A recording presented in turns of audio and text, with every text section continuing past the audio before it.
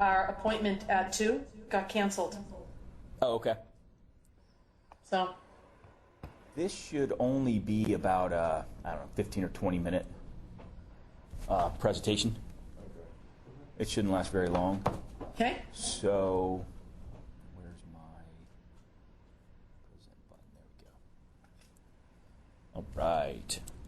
So, we talked about scoring the goal, getting the customer to say, this is, after the demo, and the customer says, yeah, you know what, I could use this for my team call next Tuesday, or whatever the application is.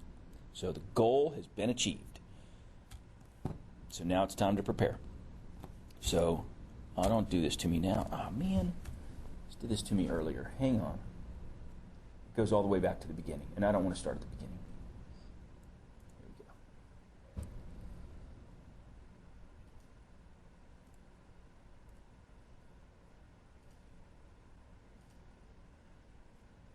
All right.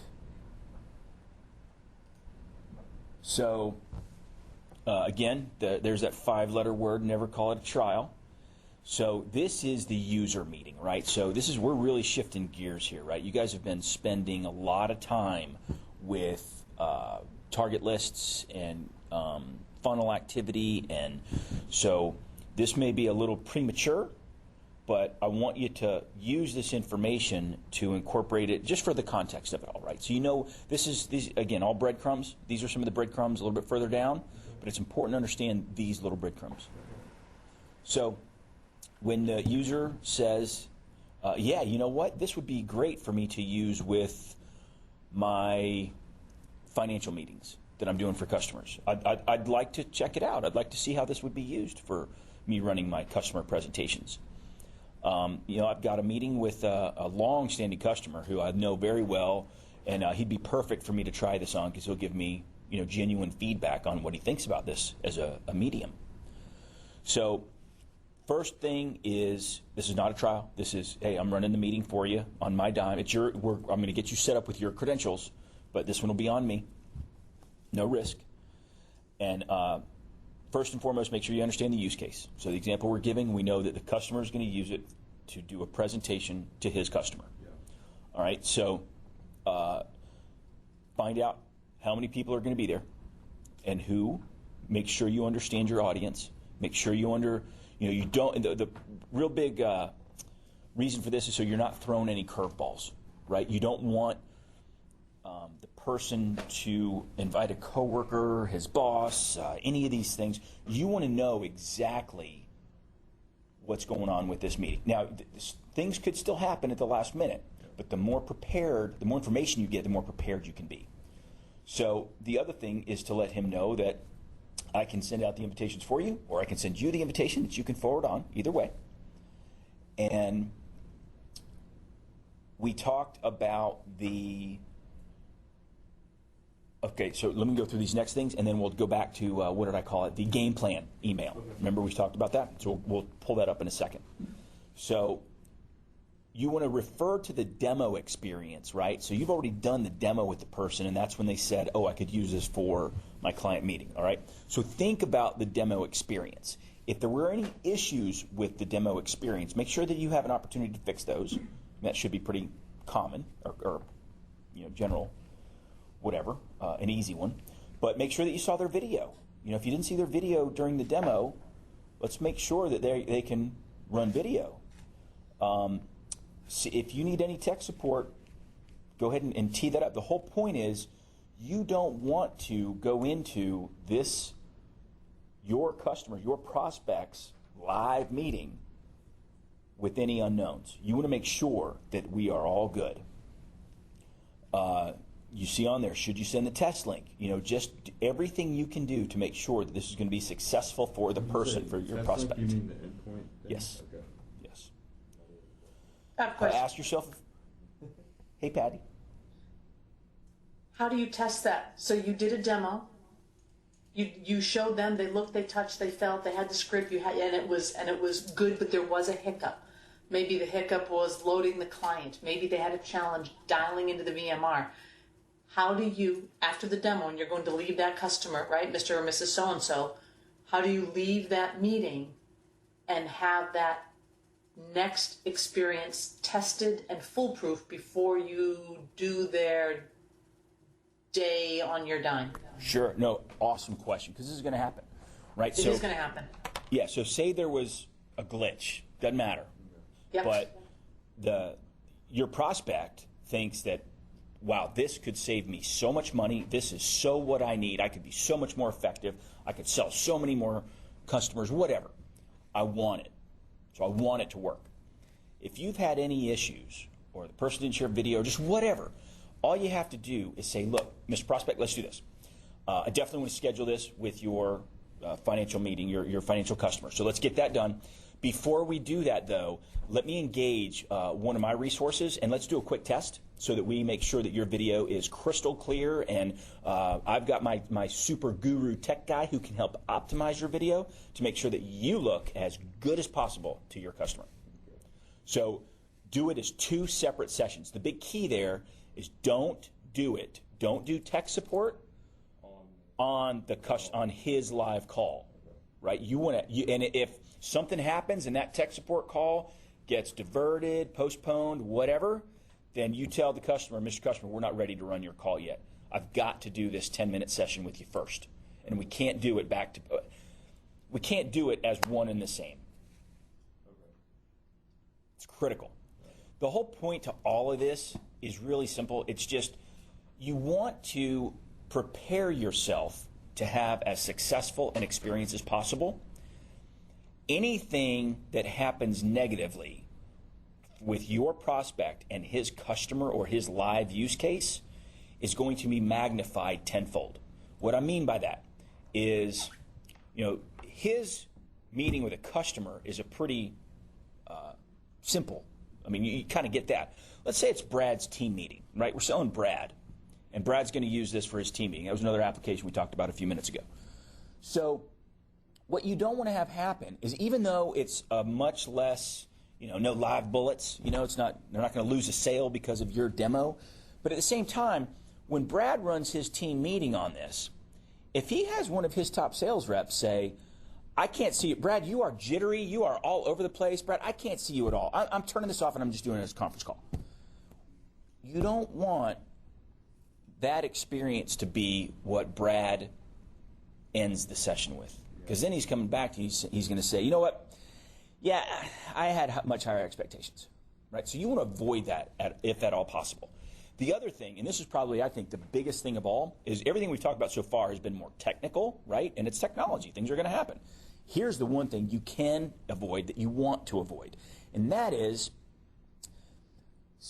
human error. You don't want somebody coming in, this top sales rep. You don't want the top sales rep coming in to Brad's meeting saying,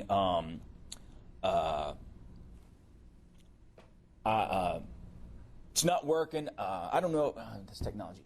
I'm trying to think of an example where something that could be so you don't want, here's a good one. You don't want the sales rep to come into Brad's meeting and say, I'm hearing you on the PC and I got you on the telephone and I'm getting all this echo and that's the biggest reason why you want to be on the call, so that you can very immediately say. Use last week's meeting as an example. Use last week's meeting with Mike Landrum, right? And Tom Spearman. You guys were on WebEx. How freaking south did that thing go multiple times? Use that as your example. Right. I mean, I wasn't on it, but I heard about it from a number of venues of how smooth it went.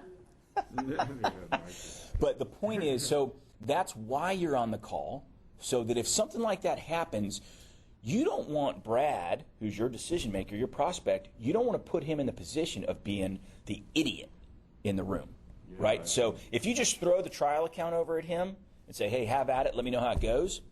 He runs that meeting, you're not on the call, he runs that meeting, and his top sales rep says, dude, I'm getting so much echo. I can see you, but the hearing, and I got the telephone, and I'm hearing you through my cell phone. This is ridiculous. When something like that, again, this has nothing to do with technology. This is just the idiot sales rep who didn't realize that, hey, you just click a link and you're done. So then if you're on the call and we'll go through the kind of the game plan workflow or whatever, meeting flow in a second. But if you're there to say, whoa, whoa, whoa, Stephen, you're doing fine, man. You've got everything working great. Hang up your cell phone. Hang up your phone. Hangs up the phone. Oh, hey, okay, yeah, now it sounds fine. Thanks so much. Okay? You've completely diffused that example of something, and it's going to happen. Has nothing to do with technology. It's somebody that does something. It's the ID, what's that called? ID10T error? You ever heard of that? It's a real technical term. The ID10T errors? You guys never heard of those ID10T errors? That's what you want to avoid. Write it down. The ID10T. ID10T. Yeah, write down ID10T. Write it down.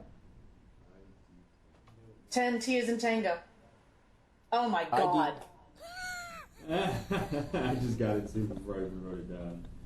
ID10. Funny. Let's avoid all the ID10T errors, okay? Let's avoid all the ID10T errors. And it's very simple.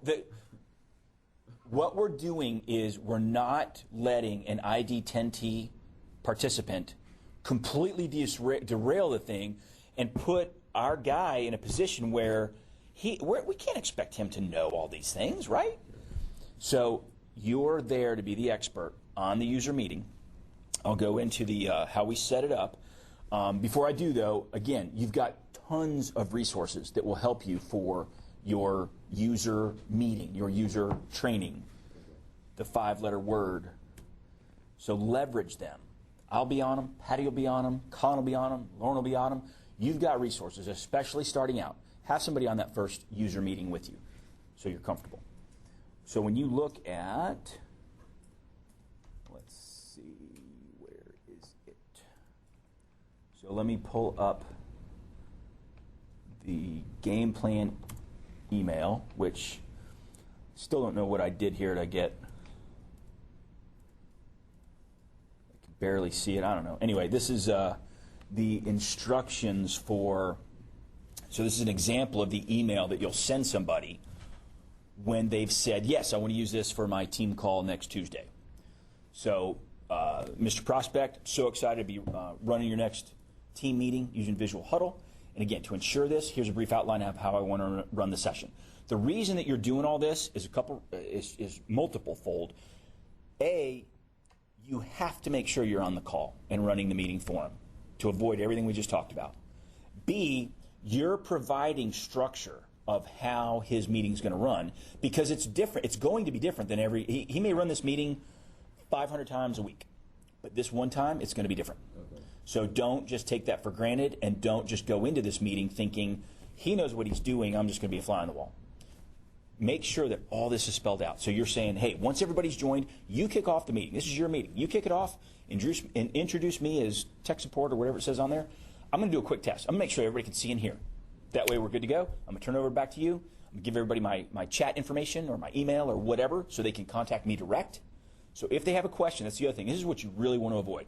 If you've got the ID10T guy in the room, you don't want him in front of everybody making Brad look like a fool or making you look like a fool. So you're giving your information, whether it's Slack or email or IM or your cell phone, whatever it is. You're giving everybody in the room, hey, Mr. Brad is going to go on with everything. Guys, if you need any help, I'm right here. You can chat me once we have that available. If it's not there, here's my cell phone. Text me if you guys need any help at all so I can help you on the side. That does a couple things. That way, you completely diffuse any of the ID10T situations. You also now, if there are any true errors, if anybody can't communicate, if anybody can't hear, if anybody loses connectivity, if anything happens, they're not going to disrupt the call. They're going to let you know, and then you can manage that either during the meeting or following the meeting. You can easily say, hey, you know what, probably an issue with your webcam. Let me reach out to you when this call finishes, and we'll make sure that you're all set. The other reason for doing that, it's a much different experience, much higher level of service. You're almost ensuring the fact that Brad is going to get nothing but positive feedback from that experience. Okay. That's what you want to do. And the other thing, this should be a beer bet. So every time this happens, you guys owe me a beer. And that is somebody's going to text you and say, this is so cool. We've needed this for so long. Thanks. You're going to get that rah-rah. This is awesome. Okay. You're going to get that. Whether it's the text, the chat, whatever it is, somebody's going to and then you've also just found your champion. So look at all of these tools strategically. So then the last part about this is, so you've kind of given exactly how this will happen. This ensures also that Brad gets to run his meeting, which is really the purpose, right? I mean, we want to make sure that, the technology is not derailing his meeting. We want to make sure that he can be productive with his meeting. But then the other thing the reason you want to do this is you're automatically defining the next step that follows his team meeting. In other words, what you don't want to have happen is you've spent all this effort, everything's successful, it's all done, everybody hangs up at the end of Brad's meeting. And then all of a sudden, Brad goes dark. Okay. And you're like, I have no idea what happened. I have no idea what my next step is. He loved it. He's going to buy it. But I have no idea what I'm doing next. Okay. So at the end of this meeting, you see this at the bottom of the email. At the end of this meeting, I'll confirm everybody was able to see. I think I say something about at the end of the meeting, I'll report any, technical issues, or I'll report anything that I conversed on the side one-on-one. So you're letting the user know that anything that happens, I'm going to take care of. So you go on with your meeting. At the end of your call, I'm going to let you know how everything was handled. And then we, on purpose, say we'll let everybody drop off the call. Oh, that's where it is. We'll let everybody drop off the call. You and I can stay on, and that's when I'll let you know anything that happened. So what I like about this is, as the prospect, it's real easy to buy into. There's a reason for me to stay on the call when I'm done. I'm going to find out. I'm going to get you're going to have feedback from me from everybody else. This is so critical because now you've got the user's attention. And everybody else is off the call.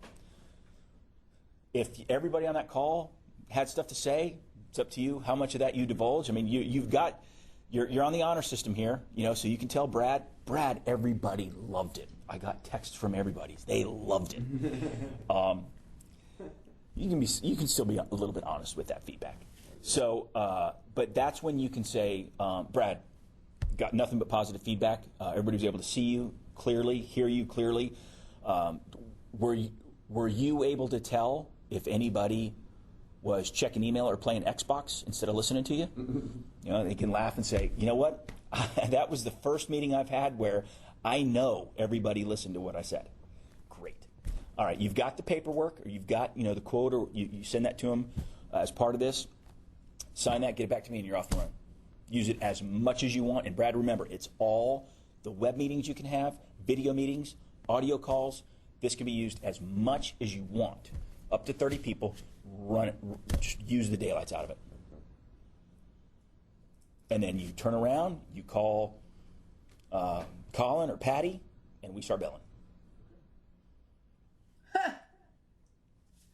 I know in theory. I hear you. I know in theory. That is such a small percentage when it goes from that to billing. They want to do one more meeting. They want to try it on their own. They then want to talk to their own internal team. Okay, these guys were great and I set it up for them. Let me dole it out to the HR department and see if they can light it up on their own too. It always gets dragged out. I hope you prove me wrong on this, truly. But I will tell you, and you know what? By the way, not to distract, the 2 o'clock that was canceled the 3:15. They are on for 2 o'clock. So are you 3 on the demo today at 2? No. Did you want to be? Colin's giving a demo. I'm forcing his hand. He's giving a demo. I'm his wingman today. Okay. So if you wanted to be on the call at 2, you're absolutely welcome. But I don't want all 3 of you to be visual. I want to zoom in on one person, and I will introduce just the one, so the customer doesn't feel like they're getting bombarded with all these other people that are here, right watching them. Right. And I would say, no, he's Ken is brand new to Technical Innovations in the Atlanta office, and I just wanted to introduce him too, and he's going to be supporting the Southeast region. Nothing more than you stay on mute. We don't go back to full screen for you for the rest of the day, but all 3 of you get to listen and hear and see. Okay. Yeah, we can do that from MMR. If you want to. Okay, yeah, we'll do that. We'll do it from MMR. So what time is it now? Okay, so we've 25 got of. Okay, perfect. So let's do this. So let me end the recording real quick. Hang on.